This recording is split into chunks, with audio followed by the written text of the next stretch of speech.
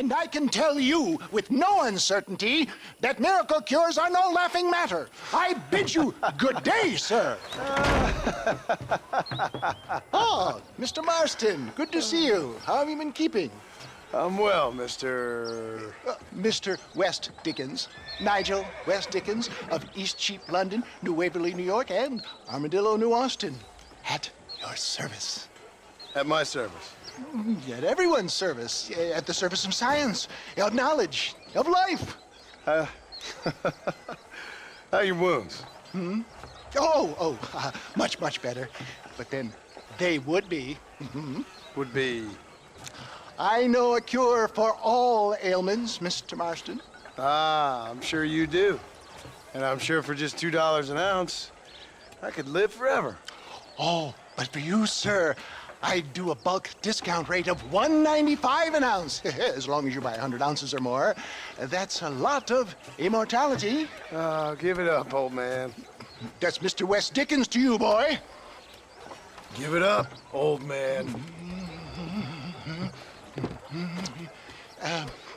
Listen, Marston, I'm broke, but this stuff is good.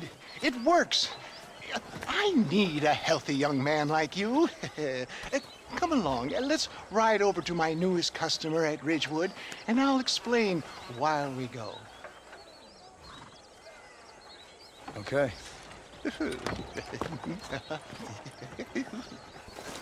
Head for Ridgewood Farm, John, and hurry. There are people there in dire need of my tonic.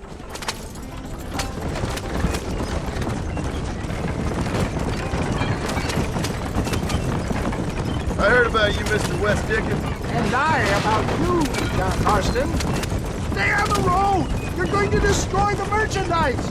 Hoodwinking the weak, gullible out of their hard-earned money. My dear boy, it is you who is gullible, if I may be so bold, for heeding such ill-informed scuttlebutt. You're as full of wind as a horse with the colic. I have been blessed with the gift of language, and for that I will not apologize. But the West Dickens elixirs speak for themselves. If my tonic is such a sham, how do you explain the fine fettle in which you find me? Last time you saw me, I was knocking at death's door. You should thank the doctor for that. I reckon you were acting it up worse than it was. Act I can, John. A more convincing Othello there has never been. And so shall you, a fair Iago or Cassio make. For the love of God, try to stay on the road. I don't like the sound of this. Showmanship, John. The flourish, the bow. We are operating in a competitive marketplace. Our product must stand out. And how does this involve me? We're going to use your God-given talents to our advantage. I'm really starting to I'll regret drop this. you off at the outskirts of Ridgewood. That way, it won't look like we came together. Once I'm set up, saunter nonchalantly into the crowd that is sure to be forming. Eventually, I will call you up to try my tonic. After extolling the virtues, I will have you perform a few feats of wonder to amaze and impress the paying public. Best you alight here, dear boy, so no one sees us arriving together. See you shortly, and remember, showmanship!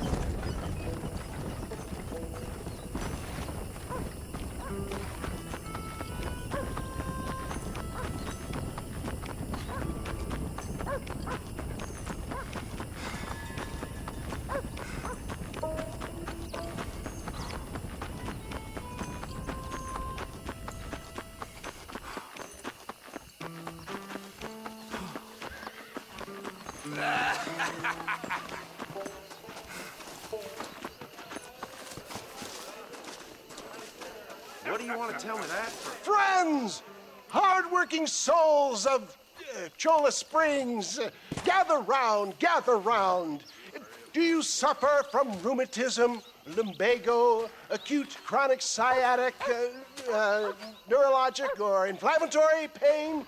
Well, I represent the only company that makes the genuine article that cures headaches, neuralgia, earache, toothaches, backache, swelling, sprains, sore chests, swelling of the throats, contracted cords and muscles, anxieties and ravaged nerves, stiff joints, wrenches, dislocations, cuts and bruises, and it adds vitality and vigor to the healthy man.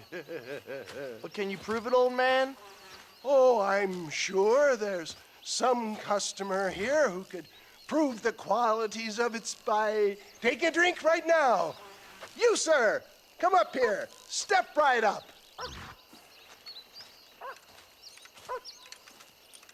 That's the spirit. Ladies and gentlemen, pay close attention.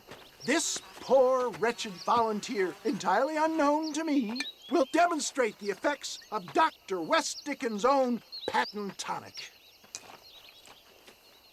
Be you a cowpoke or athlete, this miraculous elixir developed with the wisdom of the East keeps the muscles supple and relaxes the cords. It loosens the joints and gives a feeling of youth and vigor to the whole system. Not possible, I hear you say. Well, doubt no longer. Faith can move mountains, but I ask not for faith. I am a man of science, and today science will be vindicated.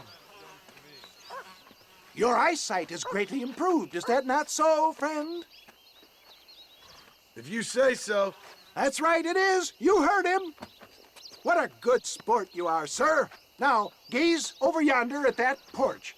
If you squint, you may just be able to make out the skull that's hanging there. Go ahead, friend. Shoot that skull and demonstrate the miraculous eyesight you now possess.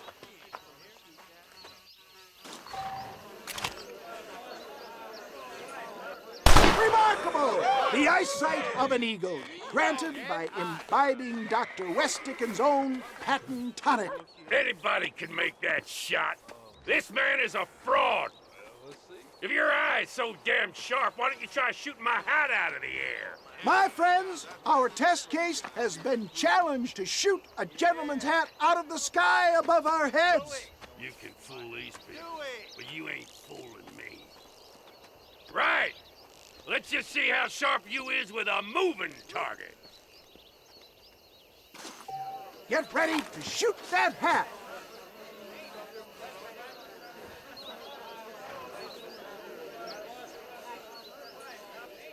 See? That tonic is a shit. Have you ever seen such an eye? Behold the power of the elixir, plucked out of the sky. Hey! Hey! What? You think you can put a hole in a man's hat and just walk away, do you? Well, it don't work like that around here. Listen. Come on! Are you a man or not? A challenge of battle has been offered to our volunteer. Prepare for a display of Herculean brawn. Perhaps he needs another dose.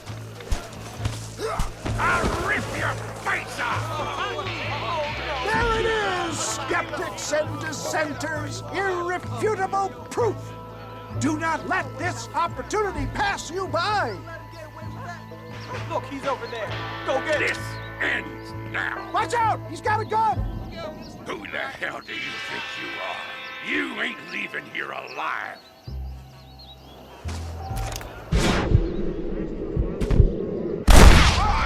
Marvelous shot, dear boy. The kind of deadly accuracy that can only be afforded by the West Dickens elixir. Come, I have plenty for all. You'll be fine. Get out of my way. Hey, where are you going? I want a bottle. Get me a bottle, please. One of them, right here. No harm in trying one bottle, I suppose. Well, I think that went kind of well, don't you? I'm just glad that my normal job involves either chasing after cattle or murderers. Not the likes of you, mister. Don't be like that. Now, if you'll excuse me, I'd like to say my goodbyes, head on back to the real world. Wait, sir. I've been thinking about your predicament, and I think I may have an idea. I've been thinking I could be your cunning Odysseus. Beware of the Greeks burying gifts, sir. Williamson had better beware. We will make them into Trojans. I don't rightly get you. I want you to go and see my old friend Seth. He can come across as a little curious, but I'm sure you two will get on. He's most often found at Coots Chapel. He's very devout. Why see him? Because between him and me, we can get those gates to open for you, and you can walk right in, just like in Homer's great Trojan yarn! Yeah.